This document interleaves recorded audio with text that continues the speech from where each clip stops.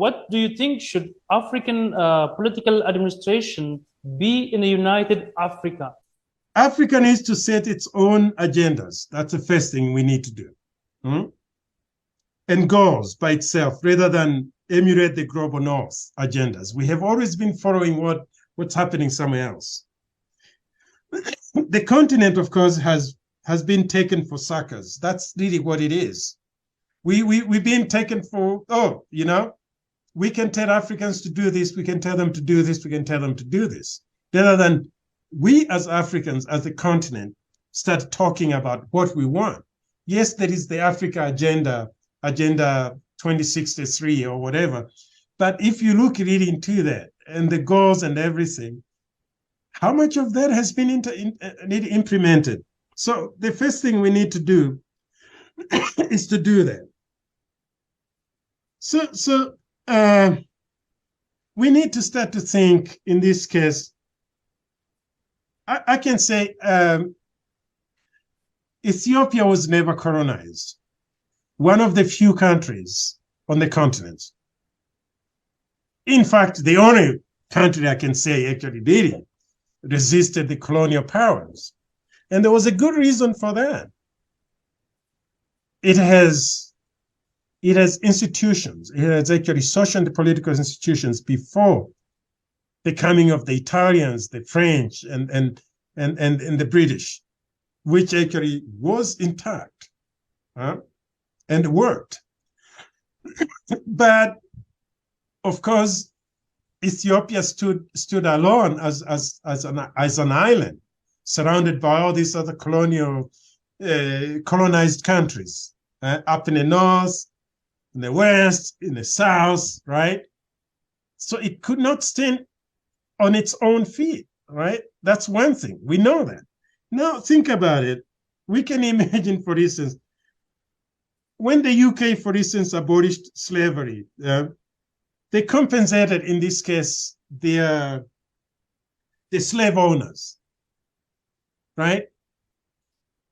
And until recently, right, even the death of the Queen Elizabeth have actually exposed a lot of some of these issues with the British, right? Yet, African countries, not a single one is talking about the effect, for instance, of slave trade and how that dehumanization actually did to the continent. Nobody's talking about colonialism and how colonialism actually really affected the psyche of the African people, right? Yeah. So those are some of that. So in order to unify the continent, we have, as a continent, the governments needs to agree. And this is at the European Union, to have a unified voice in which we say they set up their goals, they set up the agendas, and they stick to them. They say, this is how we're going to do it. And try to resist the external influences. And external influences are going to be there. Our politicians, unfortunately, they tend to become weak sometimes. And I mean, a good example we've seen, see how divided, for instance, when you guys started building the dam, right? The hydropower plant. Part of Ethiopia, like, people started using that as an excuse to have a different political agenda. And that's unfortunate, but that actually was not. Those politicians on one side, we looked at that and said that shouldn't be done. They didn't have the interest of Ethiopia at heart. If they had the interest of Ethiopia at heart, they could not have used that. And of course, external forces were pushing them to do that. So we still have that problem in which individual politicians, and it happens all over the continent.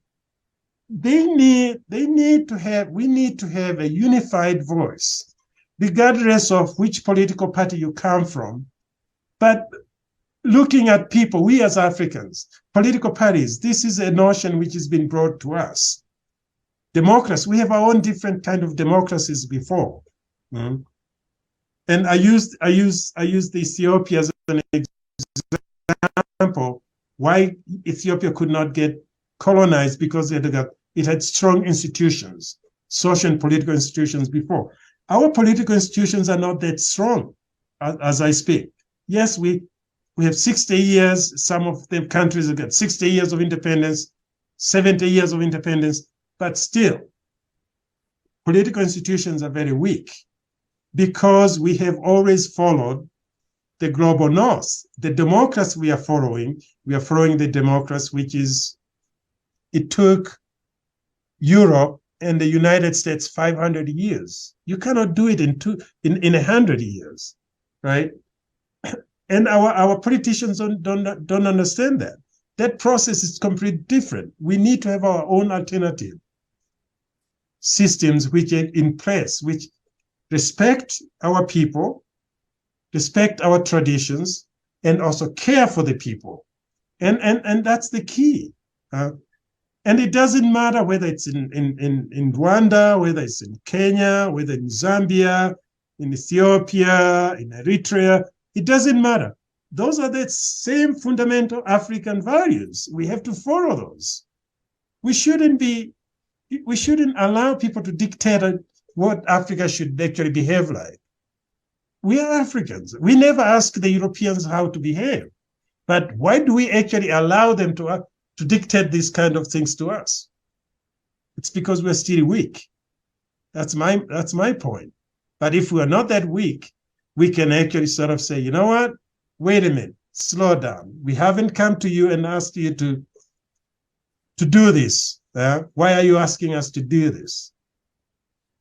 So I think, to answer your question again, in order for Africa to be united, in this case, or in order for the African sort of political and administrations to start to really think about a united Africa, we have to start to think about one thing, which is we are all Africans. Whatever languages, whatever, we as on a continent, we are united by one thing, that we are people of the African descent. We are the oldest and the cradle of humanity. That's where everybody else came from. We know that.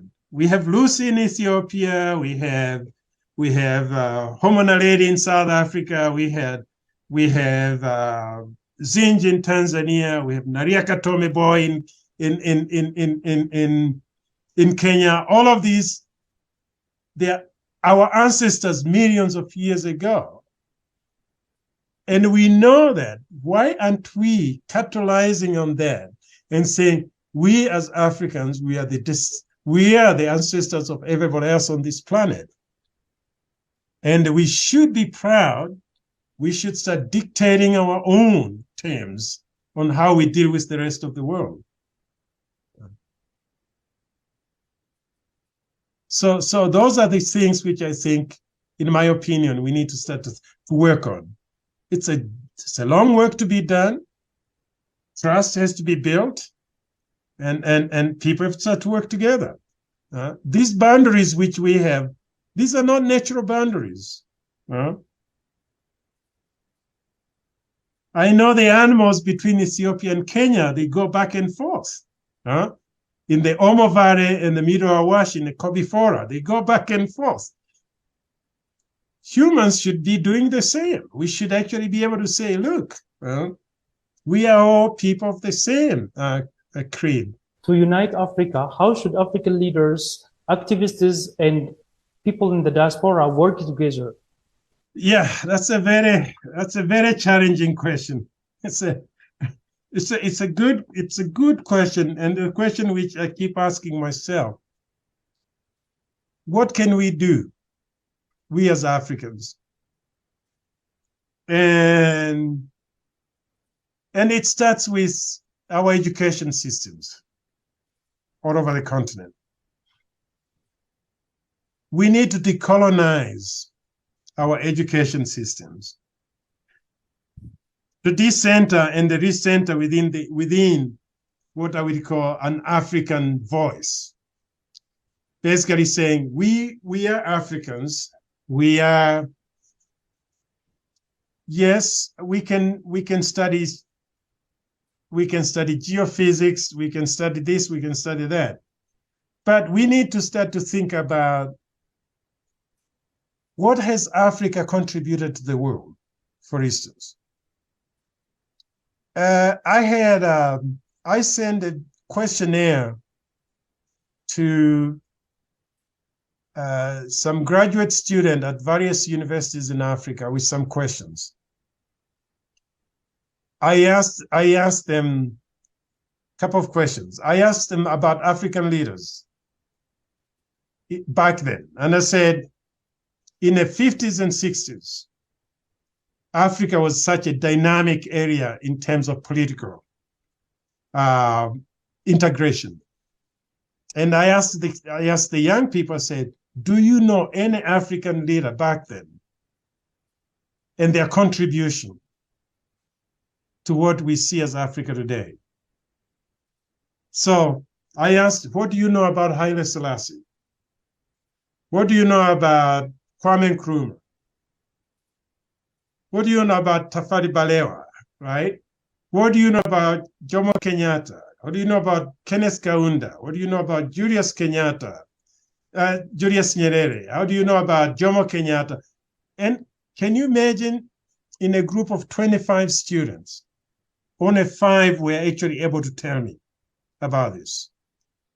Then I asked myself, what's wrong with our education systems, right? And I think we have moved way far away. You can't start talking about the global history. You can't talk about the European history if you don't start talking about your own history. And to me, even scholars, they really talk about everything else, but they won't talk about anything else. For instance, I ask my student, I said, do you know where the very first largest library in the world, where is it situated? Everybody thinks about Europe. People don't think about Timbuktu, for instance, right? But that's where one of the first largest libraries. And I say, do you know anything about the first written languages? One of the oldest written languages in the world. They talk about Europe. Nobody thinks about Ethiopia. Nobody thinks about the libraries, which actually we are really before even the Europeans. You talk about iron smelting. I say, where was the first iron smelting in the world? They don't think about Africa.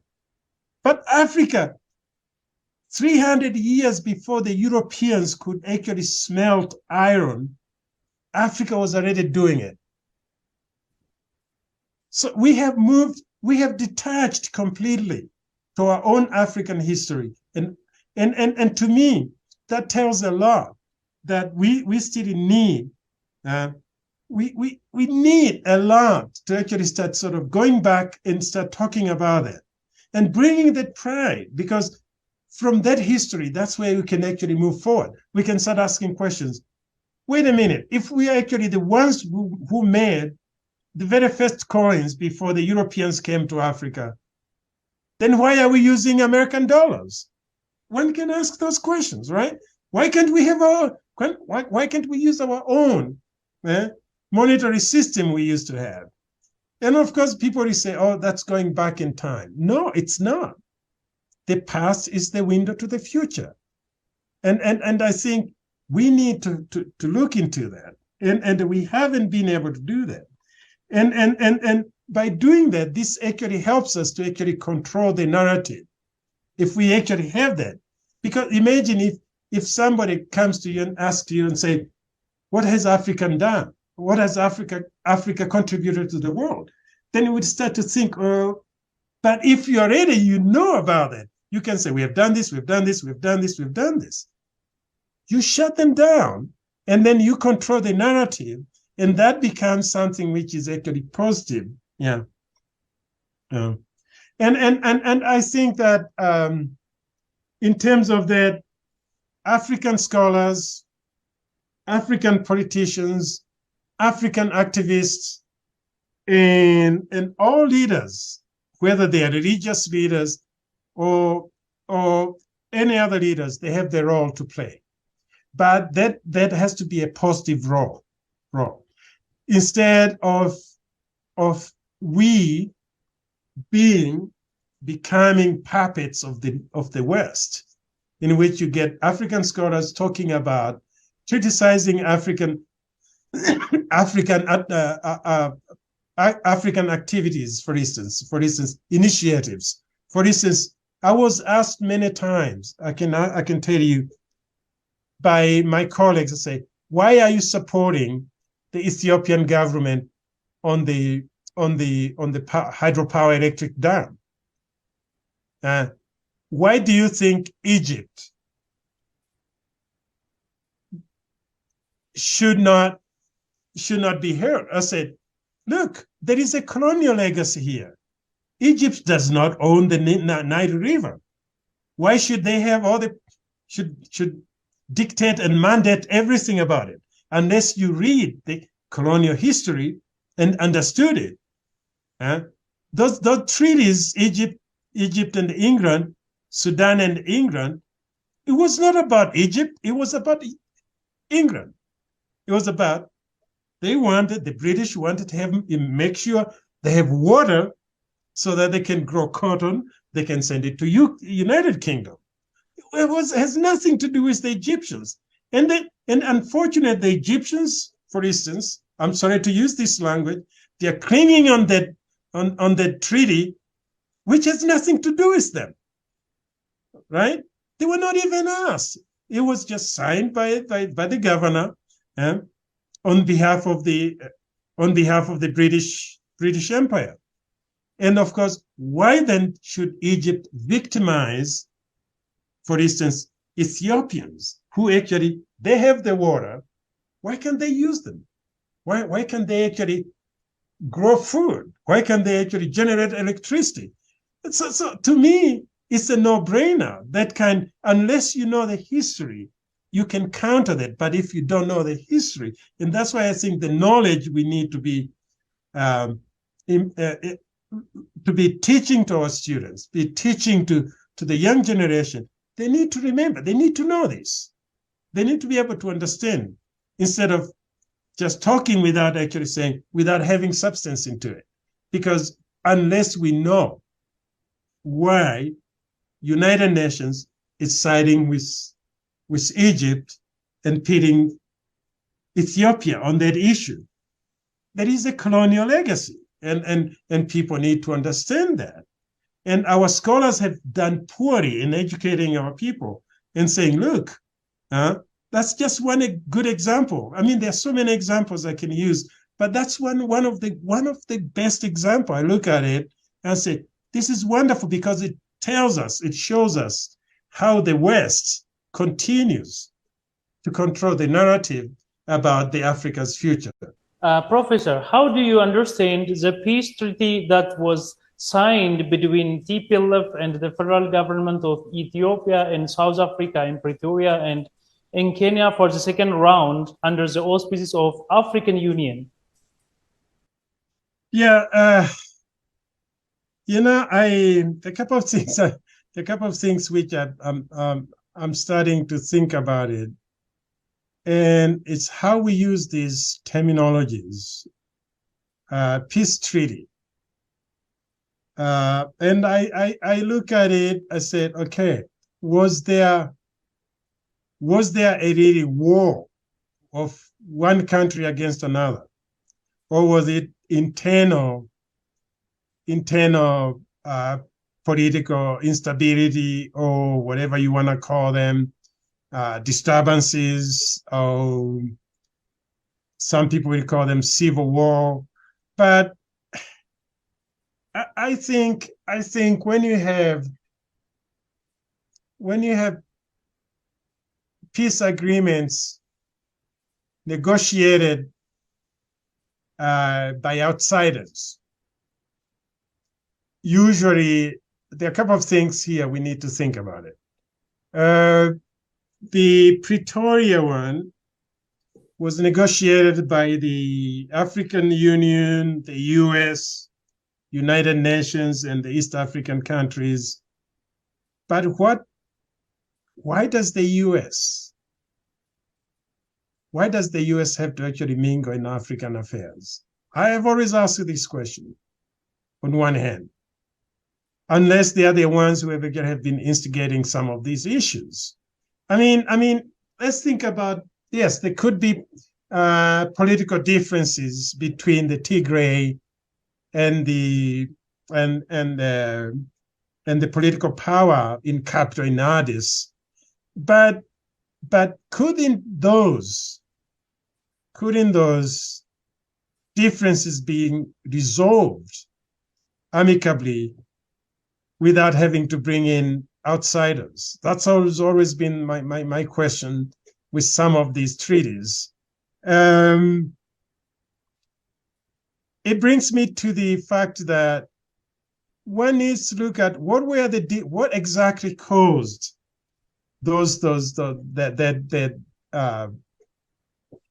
that war, if we want to call it a war, between the Tigray Defense Forces and the Ethiopian government forces. First of all, I would like to ask this question: is Tigray part of Ethiopia? The answer is yes, right? Has always been. Those regional boundaries which we see, those regional boundaries were not actually put by the Ethiopians. These regional boundaries have been identified by outsiders, the Italians, and all that. They came in and they say, oh, Tigray, you are different from people up on this side, right? So to me, I think about this and say, these are same people. These are absolutely same people. And then they're being actually driven to go to war for political gains. But whose political gains are these? Is it the Ethiopian government? And the answer is like, wait a minute, how can it be the Ethiopian government? They've been part of the Ethiopian government for years. Why is it happening now? Is there something there in the region which has actually great interest to the outside world? So are there external powers and influences? The answer is yes, there are external powers and influences. So to me, when I start to think about this, and I realize maybe I'm very naive. I may be very naive because I come from a country, Tanzania, which actually, the mainland Tanzania and Zanzibar. Zanzibar is about only 1 million people, for instance. I would use this example to me. The mainland has got over 60, almost 60 million people now, right?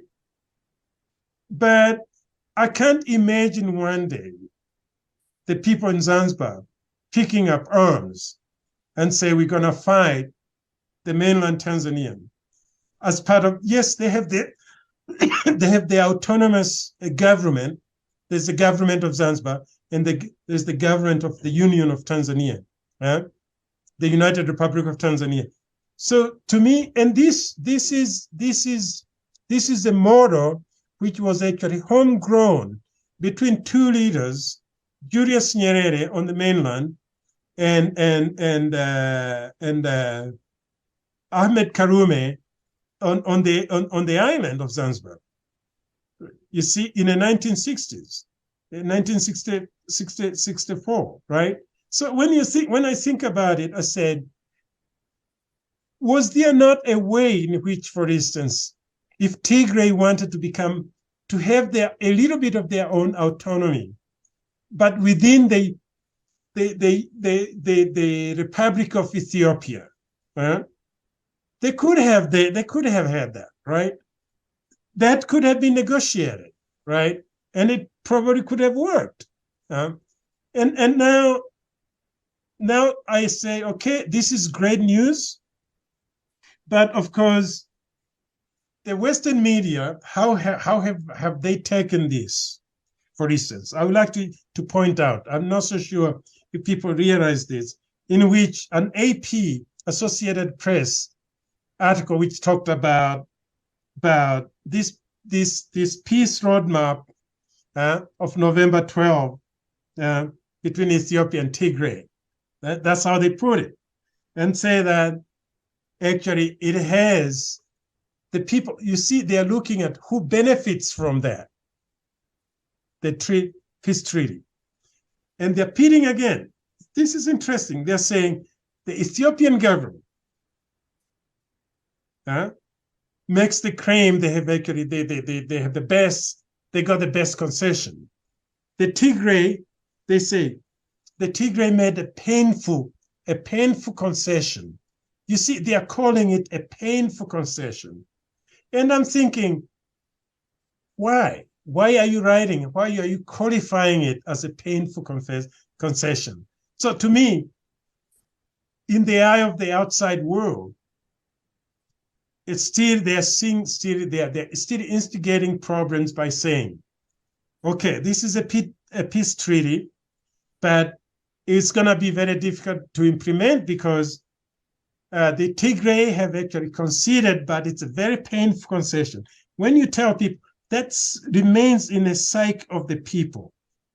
Painful concession. As if the war already was not that painful, right? I mean, both sides lost people. I mean, these are the same people, brothers and sisters. And again, and to me, an African reconciliation is going to be needed, in which traditionally different tribes have gone to war and have actually reconciled. There are ways in which Africans have done it and goes back in time. We can still use some of these methods. Rwanda did it very perfect. It did it as a very good example. That painful reconciliation which they did after the genocide, the recent genocide, has brought back people together. But this was actually initiated by the Rwandese people, for the Rwandese people. And so when this, I agree that yes, we have to include some international organizations, but to me, central to that should be, and one should focus on this is something meaningful for the people of Ethiopia, and not necessarily divide Tigray and Ethiopia and sort of the main Ethiopian government. To me, it's the same people. These are the same people. They should reconcile and say, look, we made a mistake. We shouldn't be fighting. We need to actually work for our people. We can figure out ways in which we can we can have shared governance and things like that. And to me, that's how I would like to see something like that. Homegrown alternatives to bring peace to the same people and to say, let's continue to work together, shared government, and so forth. I'm hoping, this is my hope.